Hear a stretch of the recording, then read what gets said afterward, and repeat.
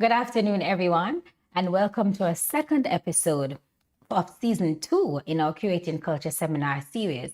I am Georgia McGlashan Miller, Research Fellow at the African Caribbean Institute of Jamaica, Jamaica Memory Bank. Today, our guest is Javíer Gordon, who will be speaking to us about the role and impact of African laborers in the development and operations in the Jamaican Dockyard between 1715 and 1905. Javíer? Thank you for having me. Well, first to introduce myself, Yes. but firstly, thank you for having me on Creating Culture. I'm honored to be here. Let's just get into it. So, my name is Javíer Gordon. I am the National Gallery of Jamaica Registrar, or just Records and Information Manager. What I'm presenting today is my thesis, my master's thesis that I did, just one half of it. So, the Jamaican Dockyard. The Jamaican Dockyard was created in 1675. Or should I just introduce myself, right? Introduce yourself. Okay, first. before I go too far into it, I'm ready to start. Well, my background is in history and archaeology. Right. Master's degree in public history and Caribbean heritage. I will also be pursuing I am pursuing a degree in Masters of Science in World Heritage Conservation. That also leads on to what I'll be presenting today as well. So, I worked at the Nelson's Dockyard in Antigua and Barbuda, heritage studies practitioner, and I also taught at Kingston College history, and I guess that just gave my background into why I am here today to present on certain things. I love history, I love archaeology, and all sorts of that. I love the military aspects of the past as well, which I'll be presenting on today. And it's just fun, and I would just like to share today, I guess. I also see in your bio that you studied in Cuba. Right, yes, I studied the traditional trades in Cuba. That led me to understand heritage, material culture on a more high-level basis in Cuba. So I looked on the traditional trades of building and arts as well. That also add to my experience working at the National Gallery. Okay. Yeah. So, what is this interest about the role of African laborers Right. in dockyards? This is not something that we hear about. It's not something that you hear about. The most you hear about African laborers working, it would be on plantations. Yes. You're not really going to hear about African laborers working on, dockyards, which are a form of fortification that the British had in the Caribbean. Just to give a little background on the Jamaican Dockyard, I started way too early. The Jamaican Dockyard was created in 1675. It lasted until the 1905 when it was seized by the British. The Jamaica Dockyard was a naval base. Not much people know it was a naval base. Okay. Many people know it to be a city just for pirates to roam and just had fun plundering enemy fleets. Right. And that's different from a fort, you were saying. Well, it's different from a fort, yes, but fortification were used to protect the British interests in the Caribbean. So the dockyard was a form of fortification that was used to protect the planters' interests or the British interests in Jamaica, basically. Yeah. Leading on to that as a naval base, you're looking after 1692, after the earthquake, you see the formation of Port Royal as a more important naval base for the British. I have a map that shows Port Royal and Kingston in a PowerPoint. It will show Port Royal distance from Kingston. Kingston was a really important naval, not really naval, but city for the British. Kingston was important in terms of settlement, economic interest. It was the admin center of Jamaica, really important. And it also had plantations. You're looking at Hope Plantation was one of the largest plantations on the island at the time, producing sugar. You're looking at more than 3,000 hogshead per month or per year, support like that. It gained the British a lot of money, and in order to protect that, you have to have a naval base fortification to protect these interests. Another plantation you look at as well is coffee plantations in the Blue Mountain side had to be protected, although sugar was king at the time still. So sugar was a commodity that they had to protect, that gained them lots of income, right? It's interesting because when you talk about fortification, Right. I would want to think about the sea along the shoreline. see, And right, here you're yes. talking about Kingston, Hope Pastures by Right, Papi in Garden yes, Town, definitely. Coffee area. Right. Okay. So, well, yes, you're looking along the coast, although Port Royal was, it's off the mainland of Jamaica. It's on a sand spit. So the sand spit is where Port Royal you see today. The fortifications that you see here today are like Fort Charles. Fort Charles has been there since the 1650s. If you look at how Fort Charles was made along the coast, was that it was made by, of course, African laborers during that time period. You're seeing the British seizing Jamaica in 1655, and of course they had to fortify Jamaica. Jamaica had to be protected. Just to give a more background into how the fort was actually created, you're looking at in the 1650s, William Penn and General Venables actually came to the Caribbean to get Spanish islands. They went to Santo Domingo. They couldn't get Santo Domingo. It was well fortified, and of course they were outnumbered. So the next place they had to go to was actually Jamaica. So they came to Jamaica. Jamaica was not as well defended as Cuba and Santo Domingo.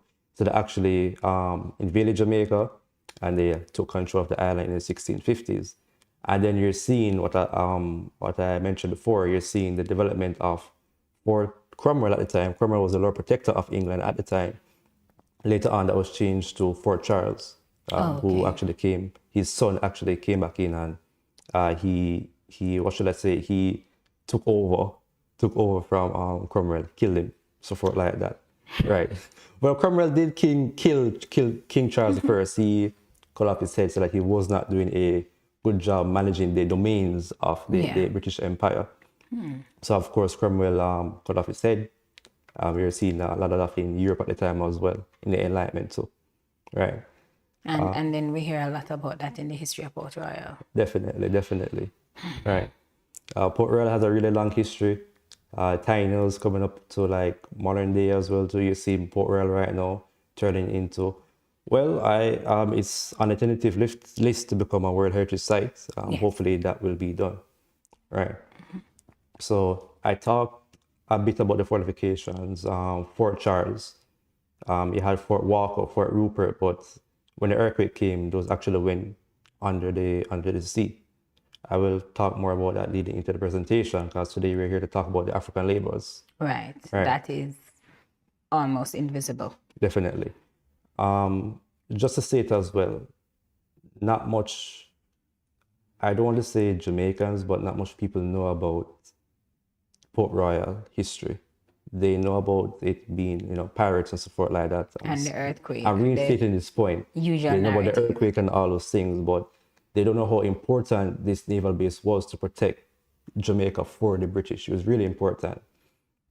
So looking on in the 17th and 18th century, you're seeing the British becoming more and more protective of their colonies. Of course, they got the Eastern Caribbean. You see Antigua, Anguilla, and so forth like that, where the Antigua Naval Dockyard was protecting that end. But then Jamaica was their prized possession, the biggest possession in the Caribbean, the largest colony that had to be protected, definitely. The Spanish and the French were itching to get it back. You're seeing Cuba, you're seeing Haiti over there. They're close by to Jamaica, and of course they had to fortify it. So protecting their interest in Jamaica. There's many books that talk about the British protecting the Caribbean by looking at Grange, Cecil Weaver, and so forth like that. But I put a lot of emphasis on Africans here as well too. So we know about the slave trade, chattel slavery, Africans taken away from Africa, coming into the Caribbean. People like, authors like Beckles and C.L.R. James has talked about this, how Europe has underdeveloped, Africa, West Africa on a whole, Right. and bringing them into the Caribbean and exploiting them for their own riches and development for the metropole, right? Looking on how that has devastated the continent, bringing them here was devastating to the population. The way how Africa has, I don't want to say fallen, but they have been deprived of that, Right. that labor force. and brought to the Caribbean to build the Caribbean forcefully. Or to build Europe through the Caribbean. Definitely, Forcefully. right. Definitely, yes. You're seeing Port Royal in the 18th century being developed into a fortification. The Africans came to Kingston, sold off, working at this naval center forcefully, not willingly. Not willingly. Not willingly.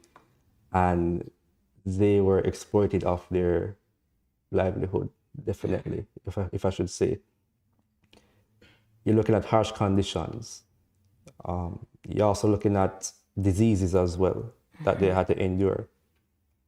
Also, you're looking at how they have been, and it's a really touchy topic, how they have been exploited to build these fortifications in the Caribbean. To defend a land that is not theirs. That is not for theirs, people right. whose land is not theirs. Definitely. And you're thinking you have been taken away all the way from Africa towards the Americas in the Caribbean, and you're seeing a new environment, and you're lifting up lumber blocks, mortar to put the blocks and bricks together, and you're like, why am I doing this? I just want to go back home, but you can't. Fighting a war that is not yours, Right, basically. right, it is. And at the time as well, the war, as you mentioned, the British was still in the Napoleonic War against the French as well. They're still in the Anglo-Spanish War as well, against the Spanish as well too. Meanwhile, really important thing to say. So of course they had to, be exploited and defended, which is really sad to say. It's really sad. Looking at that, the Africans coming to Jamaica, more than 2 million Africans came to Jamaica working. At the end of slavery, there was at least 300,000 or so forth like that ended.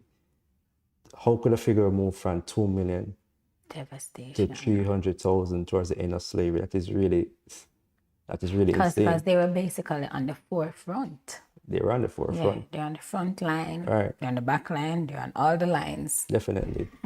And it's really sad to see it like that. When you look at archival documents, you're looking at in 1763, you had 1 million people. You're looking at in 1830, you're seeing 400,000. But still is the largest population on the island at the time. Yeah. Which is really, really sad. But to narrow that down now back to Port Royal, Port Royal as a naval base was really important, that they had to use the Africans for labor. To build these fortifications, if you look at Port Royal today, Fort Charles is really big. It's a really big fortification. And you're like, who built this? People go and ask, who built this? People would be ready to say the British. Yeah. Right, and we talk about the vestiges of the British, and we will look at some style and say, oh, this is a European style building. Right, definitely. But I remember before we began, you were talking to us about the engineer versus the infrastructure. Right. Who came up with the plans and then who did the carpentry. Right. The plans were made by the British Royal Engineers in England. Of course, they designed the fort to their liking, and also they made the fortification to adapt to the Caribbean climate. The fortification that you see today are not the same fortification that you see in Europe or chance. Right. So reason why they had to use materials which were here, and they had to build forts towards defending in the Caribbean on the coast.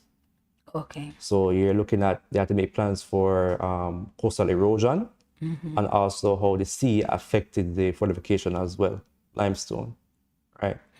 So they had all those things catered towards building Fort Charles, Fort Rupert, Fort Walker at Port Royal here. Yeah. And the role of the Africans were only just as laborers. The role of Africans were laborers, yes, but there has been, well, what I read and documented when I was doing my studies was that there were more than just laborers. There were actually people who were in the process of helping the British in the fight. So not just people who were just working at the dockyard. There were artisans, shipwrights, and also, well, I don't want to say naval men, but they helped the Navy in terms of refitting, cleaning, and assisting with supplying the ships with food and support like that, so the Navy can go out again. Right, that has been, I would like to say, lost in history.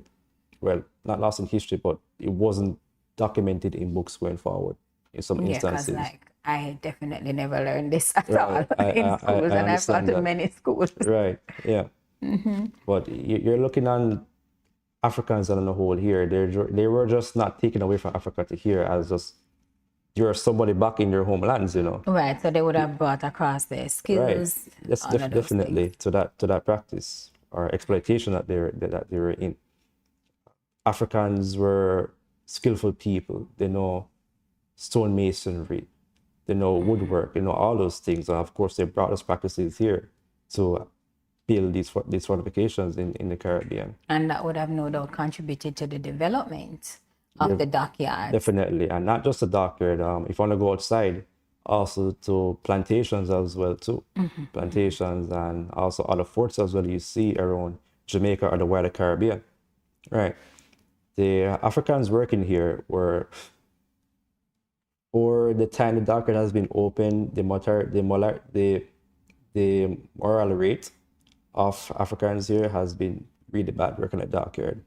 The conditions that you're seeing working at the dockyard was horrible. Of course, it's horrible. Okay. You're building these large fortifications, and the Africans had to endure intensive heat. Although it's a similar climate back in Africa, but you're working longer hours. Longer hours. Way longer hours. Also, the African mortality was really devastating. devastating. That's why we could go from the 300,000 to the 300. Right, yeah. 3 million to the 300,000. Right, yeah. And you're also seeing how they had to endure diseases as well. Yellow fever, malaria, cholera and of course they didn't get any treatment as much because they're just seen as, commodity, I should say. Right, African die, you can gain compensation or insurance for them. So in terms of since they were working a line, were any of them probably given any, what would I say, roles above each other, like to manage each other? Like any superior role? Well, if you look at a plantation society, a stratified one, Africans would be at the bottom. They were not given any roles to not even among themselves in the dockyard? No. Okay. No, they're at the bottom of the food chain, I should say, basically.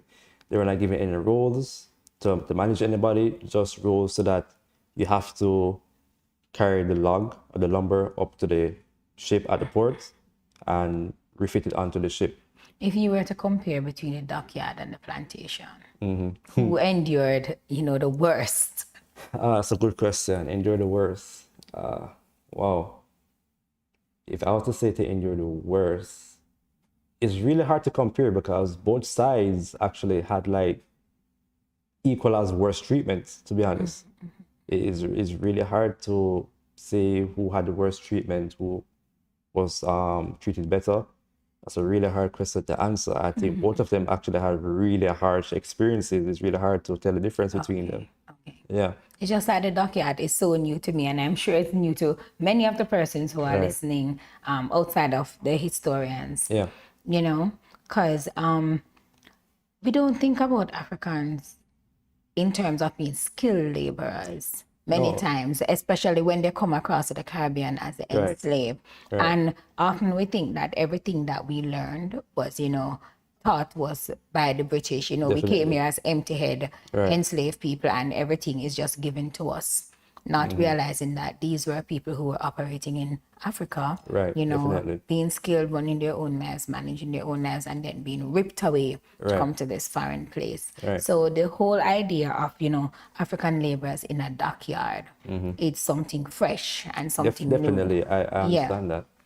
So where you plan to go with the rest of this study? Because this was that first part of your thesis. It's one of the parts of my thesis where I plan to go with this. I want to expand it for both places, the Antigua Naval Dockyard and the Jamaican Dockyard. I want to expand it in a way that how to preserve all this knowledge, that it can be used for, future generations, basically. Okay. My master's thesis look at the functions of it, the functions and how these functions were able to protect the Jamaica and also Antigua as well. But my main thing is just to do a bigger study on this, more details in terms of the stratified society, and to just have that knowledge preserved for the generation ahead. Okay. From the information on the PowerPoint that you Definitely. gave us that we could Right. display while we're speaking, Definitely. does any of that talk about comparison between Jamaica and Antigua, or is there any other one of them that you want to talk about? Well, the PowerPoints I show was morely catered towards Port Royal. I don't have any comparison with Antigua. Okay. I came preparing to talk mostly about Port Royal, Okay. Jamaica in that case. But the images that I have are that I have shown an image of the sunken city. I believe that's the second image on the PowerPoint of Port Royal. That most of Port Royal is basically underwater. 2/3 is underwater that I have. So it shows the Port Royal underwater in the silt below that was taken And under how does that investigation. relate to the dockyard? Was that like a space where the dockyard was? Or... It's part of the space where the dockyard was, yes, and also it's along the front end nearby the coal wharf as well, where it is. Yeah, so quarter of that is also underwater as well. Not all of it is there. Where the museum is today, that's also a part of the coal wharf that was there as well too, and the pier. Okay. Yeah, nearby there. And the next slide, Yeah. tell us about it. Just tell us Right. about each of them. So, all right. So one of the slides that I have, let me just pull it up on my phone just to be sure. So I have a newspaper article about Port Royal, basically, when Port Royal had the earthquake. That earthquake was the most devastating earthquake in Jamaica's history, I should say. That it was broadcast all around the British Empire, probably even further than the British Empire. Port Royal at the time, before the earthquake, was a large city, really large city. Port Royal had a larger population than Massachusetts, definitely, right? It was thriving. You're seeing naval men, prostitutes, you're seeing Africans as well, you're seeing buccaneers, and that made up a large majority of the population. Also traders as well. Right. People so came and trade in Port Royal, multicultural. right? That you saw the population grew, people were getting rich, and it was definitely wicked as well.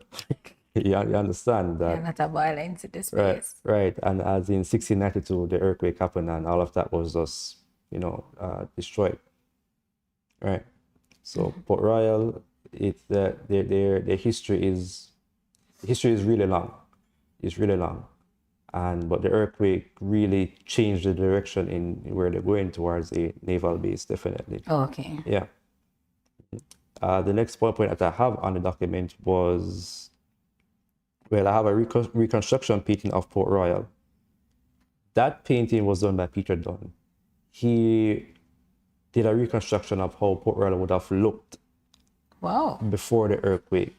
So you see the Naval Hospital, you see Morgan's Line, which is called Morgan's Line today.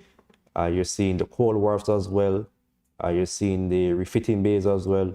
You're seeing majority of what Port Royal would have been for a Walker, for a Rupert. You're seeing all of that in the painting that he did. Looks really nice, really beautiful. And today you're now seeing Port Royal being redeveloped into a UNESCO World Heritage Site right now, just to get back its former glory that it had before the earthquake. Well, not to say that after the earthquake it had glory. It did have glory in terms of harassing the naval. Yeah, naval glory is fleets an in the interesting Caribbean. word. Yeah. I would say harassing because it actually Form a did. state, Yeah. but glory is an interesting word. Definitely.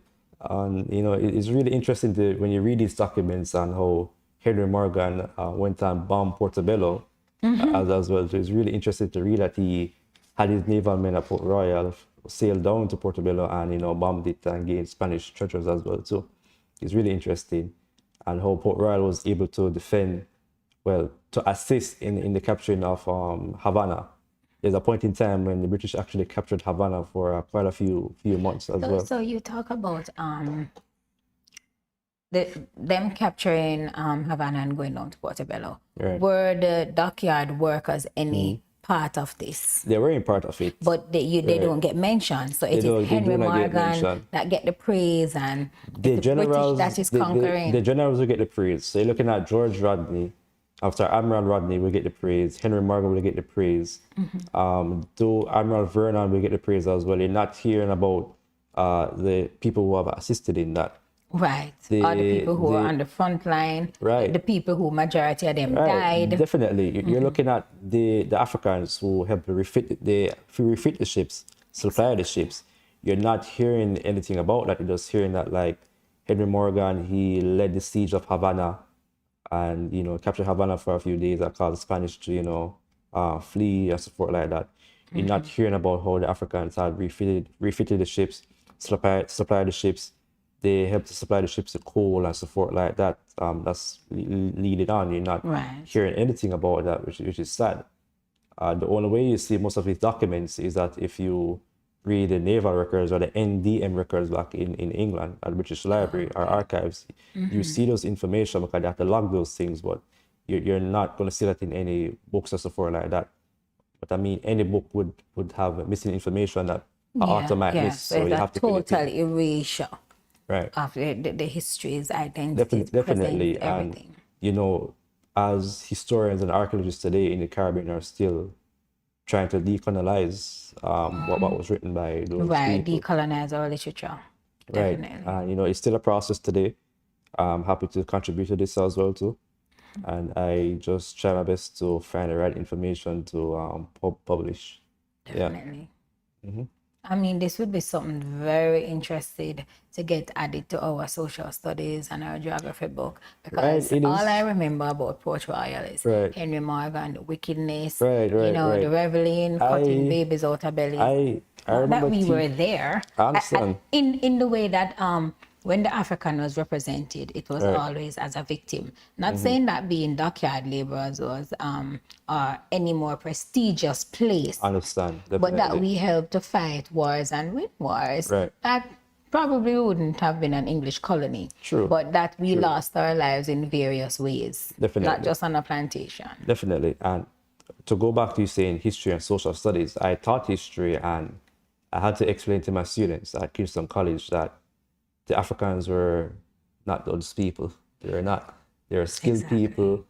They knew how to hone their craft and do what they do as best. And the British saw that to exploit it. And you see these forts. We think build these forts. They said the British. I said no. They designed it. They sketched it out. They laid out the first foundations of what to do, but the heavy lifting. It was done by the African laborers. They built these things. You understand? And that it's both good and bad to look at these things. The reason why I say bad is that it's a reminder of what our ancestors went through, the hardship, the horrors. Was also a good thing to look at that we were always skilled. We were always hard workers, and we can build these massive things that you look at them and you're like, wow, we can still do this today. As in terms of building buildings, you look in Kingston, you see these large buildings, but we were always doing these things from a longer time. You understand? And that's what I had to explain to them, and they didn't see the fortifications like that. They always thought it was built by the British. British construct. Yeah, but the British could not endure the harsh conditions in the Caribbean. So, of course, they had to get Africans to build these things. So does any of your research look at current, at Port Royal current, in light of the dockyards? Right, that would be my last chapter. My last chapter looks at both dockyards actually as well. But to put emphasis on Port Royal as we ask, it look on how Port Royal is being developed right now in terms of a heritage site. How it has the pier, the making of the pier that was built by Port Authority. You're also looking at the museum as well as being built. The Maritime Museum was be one of Jamaica's first purpose-built museum as well too. And you're also looking at how the area is being submitted to UNESCO to become a World Heritage Site, which this can be potentially Jamaica's second World Heritage Site, with the Blue and John Crow Mountain already won in 2016 or 2015. That's the aspect that I have at the last chapter of my thesis. And just to add to that as well, to the preservation and conservation of the site. Okay. 2/4 of the World Heritage Site is, well, not World Heritage Site, the Port Royal is underwater. Of course, you have to conserve that as well too. If you look at Port Royal, it's next to Pompeii as a form of site as well too. They're really similar in terms of conserving and preserving, definitely. Okay. Yeah. Wow. Well, sounds like you have exciting days ahead. Yeah, it is. I'm trying my best right now just to take it easy and find more information on Port Royal as well. Okay. The Jamaica Archives has information, but as crucial naval records were kept in the British Archives, definitely. Right. Okay. Most definitely. Well, thank you very much for presenting, Javier. We're most going to welcome. go online to see what our audience, our online audience, is saying, if they have any questions, Definitely. and how best you can answer them. I answer to the best of my ability. Okay. Miss Producer, do we have questions? I mean, it is very interesting to me because I've heard about African laborers Right. that have been totally erased. Like we had the presentation about the legacies of sugar, plantation slavery. Right. And it's always about the plantation. Definitely. But, you know, they spoke about also workers who worked in the sugar factory in Europe and the same injustices and the same enslaved issues that Resilience they and endure. riots as well, Right. But that they many did. times you don't hear about those people at Right, all. I understand. I know the heat of the factory would affect them, you know. Well, there, just to say, there are Many untold stories. Yeah, there are many other stories. Just to say, I actually have the books in my PowerPoint that actually explain a bit about those things. It's by Walter Rodney, How Europe Underdeveloped Europe, Africa. right. Like he actually talks about that in his in that book. But there are a few authors. Rain Shepherd talks about it as well. Sir Hilary Beckles talks about it as well. But we need more historians like myself to talk about these things. There are a few of us that can talk more about these things, definitely. Yeah. Okay, so we have one question from our online audience, and it's how difficult was it for you to access these records about Wow. African laborers and dockyard? Okay, that's a really good question. Yes, this is someone conducting research. Accessing these records related to African laborers were at the British Archives. Oh, Right, that's where I got a good pool of information. Was not easy to get though. It took a while for me to get that information digitized and sent to me. yeah. But I got those records from the British Archives. And do I you know where think- those records were taken from? Was it from Taken like from- diaries so- or just? So some of the records were from diaries, but there are some records that was NDM logs, naval records logs that they actually had. They wouldn't keep those documents in the colonies. They took those back to the metropole and kept. So they will have like how much enslaved came to Port Royal, Yeah. came to Jamaica. Would they have names of the enslaved or just numbers? Unfortunately, I haven't seen any names. The most that I saw was mostly numbers and prices, I should say, and also location as well, Gold Coast, and those type of areas, but not really no names, unfortunately. I believe I would have to search deeper for the names if I want to get If names accurate were information. mentioned. Right. Okay. Yes. Okay. So a question from Shanika Harvey, Okay. and it's similar to another question from Miss Williams, is asking how were the dockyard laborers recruited? Was there any kind of training? Training. So one, how they were recruited, and Okay. one, if there were any training. So back in Africa, chattel slavery, they knew who they wanted when they go into these villages, definitely. Of course, there was at least discussions with the leader of the village or support like that, the chief, as to where they can get these people who can benefit them, right? So they know that they can go into X place, get X slave, who's good at stone masonry, able-bodied men, Okay. women, The best. children, right? So they know who they wanted to go to. If they go to X place, they can get this African who's good with stonemasonry, carpentry, and so forth like that. Definitely, they got intel from their chief, the chief, which is sad that the chief, betrayed his own and got European-made goods in exchange, and so forth like that, or riches in that context. I always wonder, try to imagine how that conversation went, Try to imagine how that conversation Trust me, was. the way those conversations went is that it's mostly, of course, they spoke different languages, but of course, riches talk. You're looking at European-made goods, good quality. You're looking at weapons, muskets. Who can I get for these muskets? Musket. Man, it's simple as that. Wow. Right. All right, so the questions are coming. They seem to love your presentation, Javier.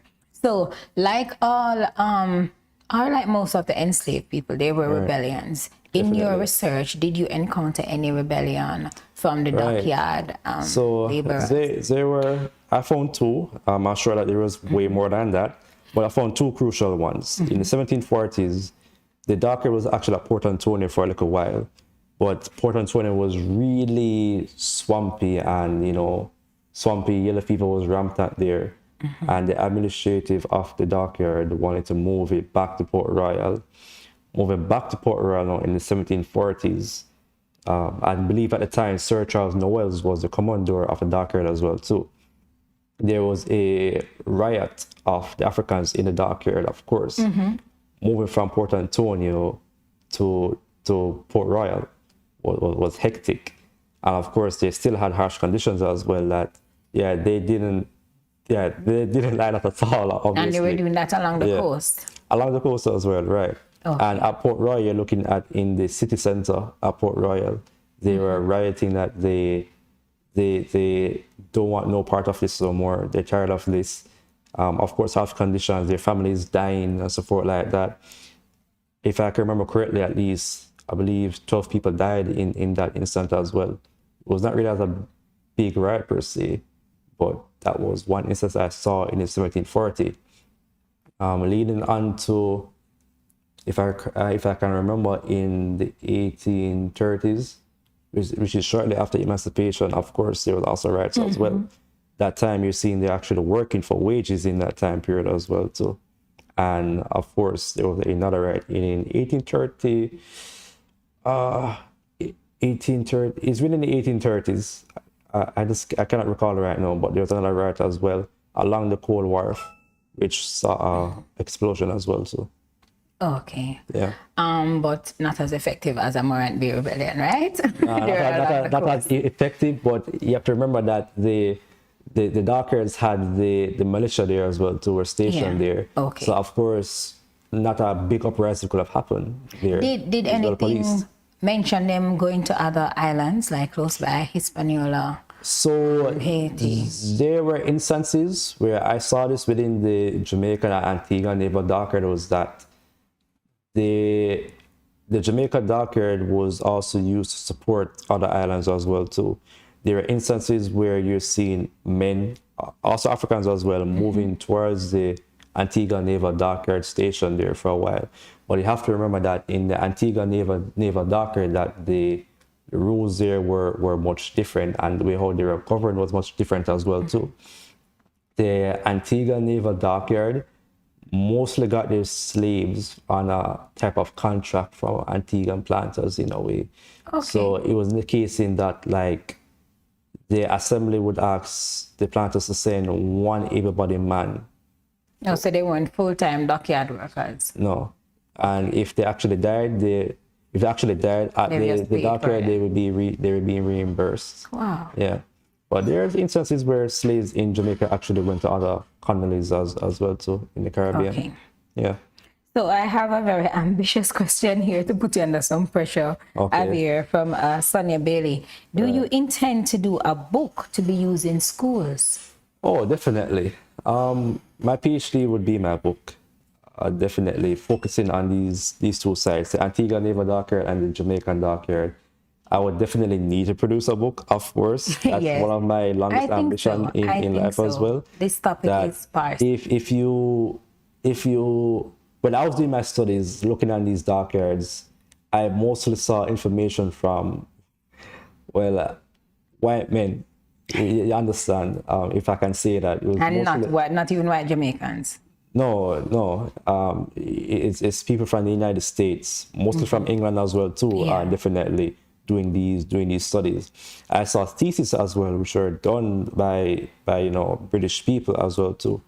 And I thought, why there's no studies on these dockyards from like a Caribbean person's perspective? Right. Wasn't seeing that, and that also drove my interest to actually, I need to do a book on this. I need to get this out and be one of the pioneers in this. The people who I look up to as well as historians and archaeologists, Sir Hilary Beckles, and how he has documented Caribbean slavery was really interesting to me when I read his books. When I look at my former archaeology lecturer, Dr. Zachary Bayer, the way how he has documented on forts and the communities, that really drove my interest to talk about the people in these forts, especially the Africans as well, so in these fortifications. Dr. Waters as well at the Antigua Naval Dockyard, and how he talks about these forts as defenses as well too. I really want to contribute to these studies as well later on, and I know I can do it. You can do it. You are doing it. Yeah, I know I can do it, and I will do it. And definitely I will send these books to institutions. Hopefully, we can produce it. I hope it'd be good if they can be the people who I can help to get funding from. Hopefully, I hope. I hope. Because definitely it'd be really beneficial to them. Looking at these publications like Coffee Plantation by Professor Monteith was published by University Press. Yeah. And so I know this can be a good addition to their UA Press publications. Yeah, definitely. Yeah. Well, Javier, it has been very educational, I must say. Yeah. And it was very nice having you on Creating Culture. Thank you very much. I hope we can do a follow-up at the end of the MSc. Yeah, definitely. And we can share some I can tell what MSc is about if you don't. Yes, if you don't you can mind. go ahead and tell us about the MSc. The MSc will be focusing on in World Heritage. So I am praying that the Jamaican Dockyard, by the end of, I know it's still being reviewed right now, but it should be a World Heritage Site soon enough. Once it becomes a World Heritage Site, I hope to, I know I can and I will contribute to the development of the site as well in any capacity that I'm in. And the Antigua Naval Dockyard, I know I can still contribute to them, to their development policies for both sides as well. Going forward, definitely. So that's what I'm focusing on right now. Yeah. Okay. Well, thank you again, Javier. Thank you for having me as well. And thank you, our faithful audience, for staying with us online. Just a few notes for the events that are coming up at ACIJ. We're asking you to just look out for our inaugural Olive Lewin lecture on October the 24th. And if you're not on our mailing list, please drop your email in the comment below and we will add you to our mailing list so you do not miss out. So it's our Olive Lewin lecture on October the 24th at 10 a.m. and it will be right here at the African Caribbean Institute of Jamaica, Jamaica Memory Bank. Parking is available for a fee. Please come early. We already have persons who are completing their Google Forms to RSVP. That link will also be sent in the email. Additionally, on October the 28th, ACIJ will be partnering with the UWI in a conference on respelling Obia. Send us your email as well so we can give you further information on that collaboration and on that conference that is coming up. So until the next time, we'll see you again on Curating Culture, where we curate to educate. Nice.